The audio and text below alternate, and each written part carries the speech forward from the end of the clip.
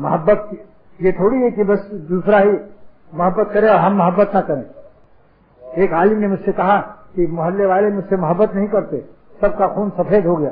میں نے کہا سفید نہیں ہوا, خون سفید ہو ہی نہیں سکتا, خون لال ہی رہتا ہے. آپ سفید نہیں ہو, دل تمہارا نورانی نہیں ہے. انہوں نے کہا کیسے؟ میں نے کہا دیکھو حدیث شریف میں ہے لا خیر فی من لا یعلم, اس میں بھلائی نہیں ہے جو کسی سے الفت نہ کرتا ہو, کسی سے محبت نہ کرتا ہو.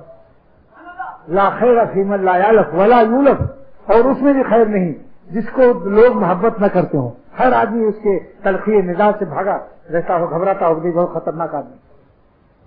دس از ویری ویری ڈینجرس.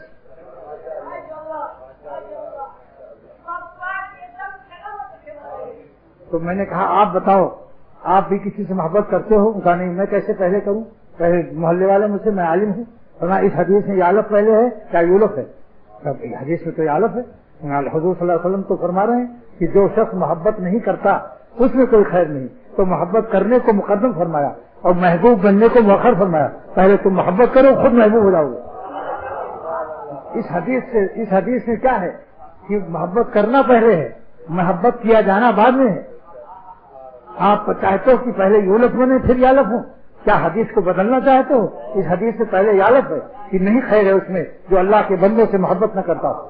اللہ والی محبت, پاک و صاف محبت, خدمت والی محبت, درد دل میں اور درد دکھ میں کام آنے والی محبت.